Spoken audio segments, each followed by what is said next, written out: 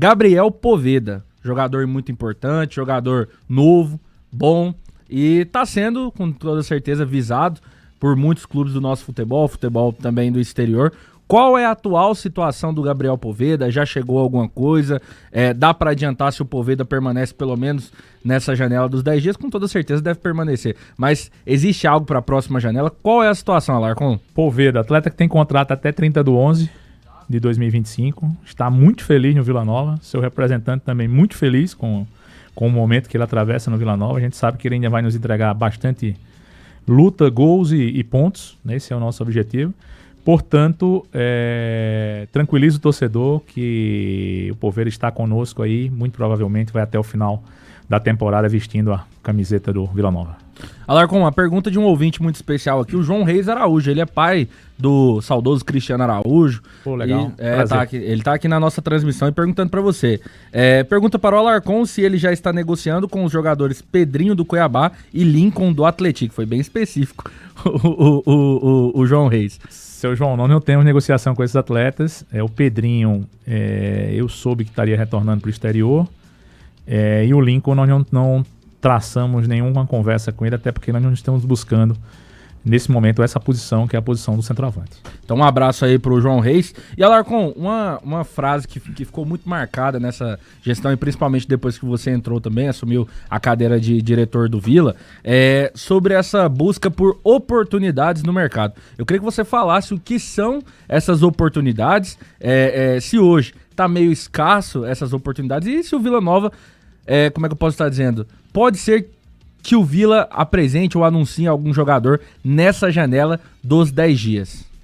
Oportunidade de mercado, a gente afirma que é aquele momento que você precisa de um jogador, o jogador está saindo de um clube, está rescindindo no clube, às vezes ele cabe no teu orçamento naquele momento ali, um investimento menor, então a gente entende isso como uma oportunidade de mercado, né?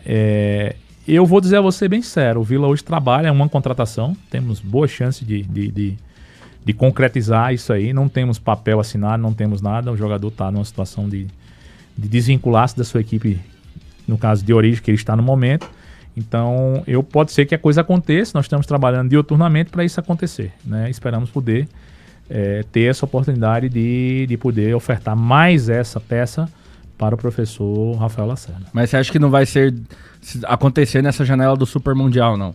Eu estou trabalhando para acontecer na janela do Super Mundial. Até o dia 10 a gente ter esse atleta publicado no BID, apresentado e deixar ele à disposição do jogo contra o América Mineiro. Aí trabalha, hein, rapaz? Não, mas adianta pra gente pelo menos a posição desse jogador, Alarcon. Eu prefiro não criar expectativa, porque o mercado está muito efervescente. Uma informação que eu possa te passar aqui pode me levar a perder essa oportunidade, porque o jogo está desleal e nós não somos o dono do maior dinheiro.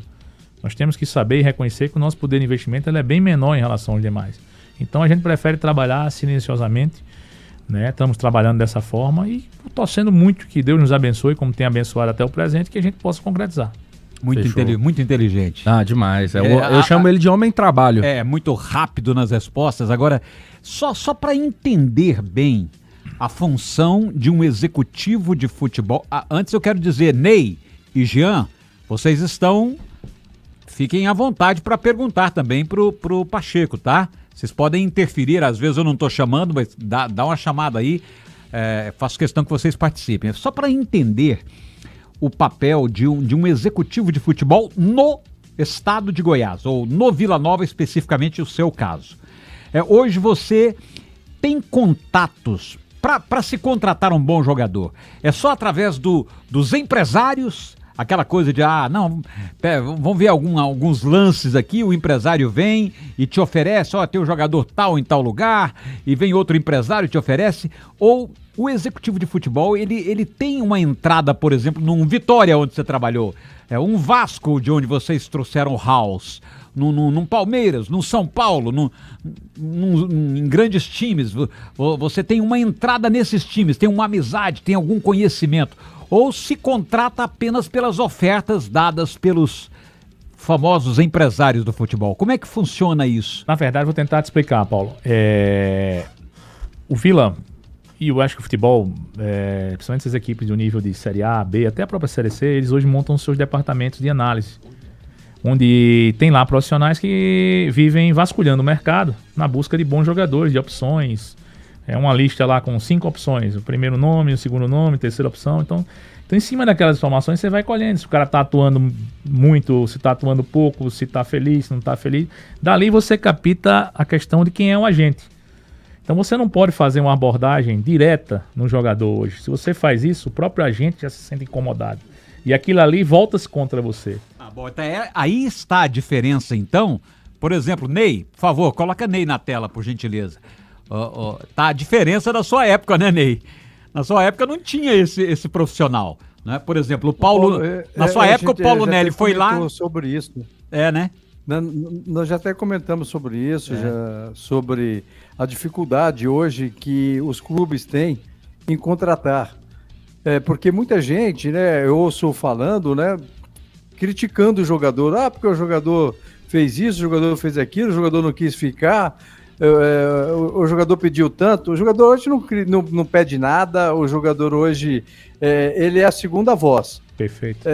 Infelizmente, hoje o futebol está na mão dos empresários, né, dos staffs desses jogadores, e que dificulta e encarece ainda mais o futebol, não é, Alarcon? Perfeito, Ney. Você foi brilhante na sua colocação. Você externou o seguinte: o jogador ele praticamente ele acompanha a determinação do que é traçado pelo empresário dele, pelo agente dele. Muitos visualizam uma oportunidade de um projeto. Às vezes eu vou dar uma ré aqui, eu ganho 10, vou ganhar 5, com a possibilidade de eu jogar naquele clube, aparecer, ser o cara daquele clube e ganhar 50. Outros não, outro vai pelos 10 mil mesmo, ou pelos 15 mil, quando não vai ter esse sucesso, e às vezes isso aí desanda a carreira do atleta. Você falou bem, nas outras épocas era diferente, você ligava pro jogador, você fazia de clube para clube. Antigamente tinha uma figurinha que a gente vai lembrar aqui, acho que da época de nosso lá atrás, da troca de atletas. Por exemplo, eu tô no Flamengo, não tô conseguindo jogar, o Vasco vinha, oferecia, trocava, vou trocar um zagueiro no outro zagueiro do outro clube, então não tem mais isso. Por exemplo, no caso do Ney, né, jogou em seleção brasileira, sub-20, Palmeiras, né? No caso do Ney, como é que ele veio parar em Goiás? O sujeito foi lá no Palmeiras, você fala, tem um menino aqui, muito bom, levou ele pra Napolina, brilhou no Goiás, brilhou no Náutico, seleção brasileira e tal.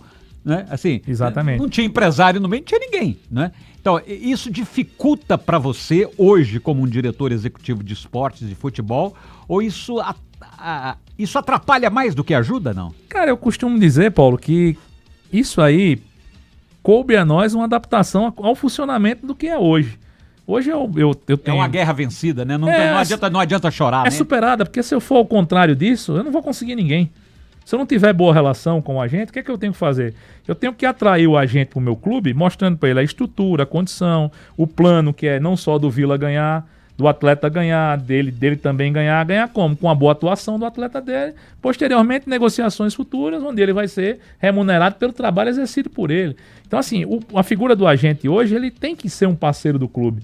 Porque ele só vai existir os atletas, só vai existir os clubes, se houver os atletas, se os agentes colaborarem também com o clube. Não adianta eu chegar aqui, vou colocar o jogador fulano e tal, você vai pagar o salário, seu clube não tem direito a nada. A gente não negocia com esse tipo de agente. A gente quer negociar com um agente que tem um bom atleta e que respeite a instituição, que respeite o clube.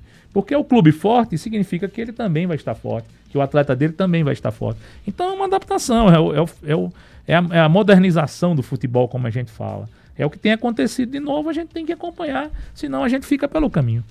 O Alarcon, voltando a falar um pouco mais da montagem desse time, dessa janela, o presidente, o Hugo, ele tem falado muito sobre essa questão de enxugar a folha, dar ali uma limpada na folha, dar uma diminuída na folha salarial do futebol profissional do Vila hoje. Existe algum atleta que é inegociável nesse Vila Nova? Cara, no futebol não existe jogador inegociável, porque... o jogador tem uma multa lá, o cara chegou, pagou, o jogador foi embora. Então não tem essa palavra de negociável. O Vila hoje não tem esse direito, esse aspecto financeiro, essa condição de dizer, não, é inegociável. Agora, claro que nós vamos lutar para manter todos aqueles que a gente tem de melhor aí, até o final, porque o projeto do Vila hoje é muito maior, um acesso, um objetivo maior do que qualquer condição financeira. A gente vai fazer o máximo para poder. Mas chegar um momento que nós não temos a condição... O presidente é um cara que sempre deixou claro, para ele o maior reforço do Vila, o maior jogador do Vila é o pagamento em dia, é cumprir as obrigações dele. No dia que a gente perder isso aí nós estamos na rota contrária do que é do que é o futebol, do que é a administração de um clube de futebol. Agora, algumas situações de alguns jogadores. Gustavo Pajé está sendo visado aí por times da Série A, por times também dos Emirados Árabes. Como é que tá a situação? Já tem alguma proposta nas mãos de vocês? Pajé não tem nenhuma proposta oficial. É um atleta que está dando os primeiros passos na equipe profissional, tem muito potencial, mas que precisa a cada jogo, a cada treinamento, provar e melhorar e evoluir para que realmente possa chegar a algo concreto. Especulações para um jogador jovem é o maior perigo que tem, porque o cara acha que já está no time grande ou no time da Europa sem antes jogar no Vila Nova. Então, primeiro ele precisa jogar no Vila Nova, como ele tem jogado, ele tem entrado, tem tido as oportunidades, e se preparar para o grande momento. Mas é uma coisa que está sendo construída. Não tem absolutamente nada de proposta com relação a esse atleta. Gabriel Silva? Perdão, Paulo. Gabriel Silva também não temos proposta oficial nenhuma. Tivemos algumas consultas de clubes que procuraram o representante do atleta, mas não chegaram a ofertar propostas, não chegaram a evoluir nessa condição. Então, não temos nada que falar sobre uma coisa que a gente realmente não tem, né? Não tem nada por escrito. Proposta a gente considera quando chega na mão da gente. Oferecemos tanto, temos interesse por empréstimo, temos interesse em compra e assim sucessivamente. Tá, eu só queria saber o seguinte, sobre este Vila, que até bem pouco tempo estava entre os 4 aí. Chegou à liderança, não chegou? Chegou à liderança também. Hoje saiu do G4. É unanimidade de que o Vila é muito forte na defesa. Tem uma das melhores defesas do campeonato, inclusive com 2 zagueiros que são artilheiros também. Sim, principalmente, né? Então, e não tão forte assim no meio e no ataque. Isso é uma percepção também sua como executivo de futebol? Atacar essas áreas em que o Vila não é tão elogiado como o é na defesa? Na verdade, eu entendo que o campeonato da Série B é um campeonato muito equilibrado. Eu entendo que equipes na Série B que tem defesa forte, toma poucos gols, tem chance de subir. Até que me prove o contrário, nós estamos cumprindo isso. Nós temos uma defesa forte. Precisamos evoluir no aspecto ofensivo? Precisamos. Desde o início da temporada, que a gente deixou claro através do nosso comandante técnico, que a gente formou o time de trás para frente. E nós estamos evoluindo muito no aspecto. Nós temos criado bastante chances. Tirando esse jogo agora, que nós fomos prejudicados pela arbitragem, bizonhamente no nosso estádio, que em condições normais nós ganharíamos o jogo, não tenho dúvida nenhuma, até porque com 10 homens nós conseguimos envolver o adversário com 11 e não conseguimos ser felizes na finalização e conseguir um bom resultado. Eu acho que o jogo fora da curva que nós fizemos aqui foi o jogo do Cuiabá, onde a gente foi uma equipe muito sonolenta, uma equipe que não buscou, não teve o DNA do Vila, e no momento principal do jogo, que foi o início do segundo tempo, nós perdemos um jogador. Então ali, para mim, fugiu um pouco da curva das boas atuações do Vila. Agora, nós não temos dúvida nenhuma que nós melhoramos no aspecto ofensivo, no aspecto de criação. E uma coisa, Paulo, que eu gostaria de pontuar aqui, é que nós ficamos agora jogando aí umas 2, 3 partidas sem 5, 6 jogadores considerados titular. Nós não temos um super time, nós temos um bom time. Quando a gente perde 5, 6 titulares, a gente sofre. Porque você perder 1 ou 2, o cara que entra ali, ele compensa, ele tem potencial, ele ajusta, ele vai. Mas quando você perde muitos jogadores, você perde um conjunto da equipe. E o forte do Vila é o conjunto. É um entendimento técnico e tático que a gente tem desde o início da formação da equipe. Nós conseguimos rodar a equipe bastante nesse aspecto de Campeonato Goiano, de Copa do Brasil, nesse início da Série B, justamente para ter os jogadores na sua minutagem próxima. Consequentemente, você ter todo mundo no mesmo nível, todo mundo feliz, todo mundo satisfeito, todo mundo jogado, todo mundo teve chance, até o Lacerda definir uma base dos 11 iniciais dele e trabalhar em cima daqueles 11 com trocas pontuais. Agora o que fazer para quebrar esse estigma de que o Vila em casa é um e o Vila fora de casa é outro time? Concordo com você, esse é um desafio que nós temos interno, que nós já estamos cobrando e nós esperamos a resposta por parte dos atletas a partir da segunda-feira contra o Criciúma. Nós precisamos fazer fora de casa o que nós fazemos no Oba, porque só os bons resultados em casa não vai nos levar ao nosso objetivo. Então nós precisamos tratar o quanto antes de pontuar fora de casa. Já conseguimos 4 fora de casa, né? Que foi a vitória do Atlético e o empate lá no Clássico. Portanto, a gente precisa melhorar esse aproveitamento fora para compensar qualquer adversidade que venhamos enfrentar em casa. Porque em casa realmente o Vila é muito forte ao lado do seu torcedor. A energia que prospera ali no Oba é uma coisa assim fora do comum. Eu já enfrentei o Vila lá, sei do potencial, da força, quando o torcedor joga junto ali.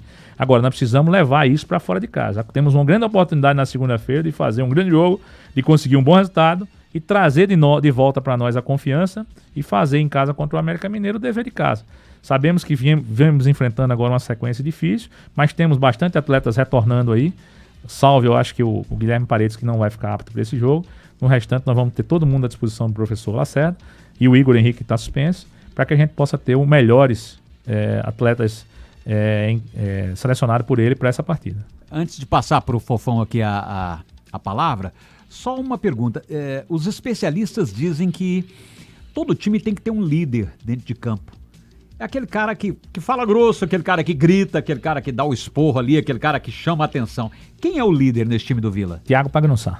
É? O capitão da equipe. O zagueirão. Essa resposta já estava na ponta da língua, né, Sim, Paulo? é o zagueirão que tem que... Então, logicamente que quando o Ralf estava em campo, o Ralf... Ralf era tímido assim, mas ele tinha o poder do nome, né? O Ralf, ele exerce a liderança pela questão comportamental. O Ralf é o maior símbolo que nós temos lá dentro. É o cara que é o primeiro que chega, é o último que sai. É o cara que trabalha igual até os meninos de 16, 17, 18 anos que ele está sempre até o final do trabalho ali.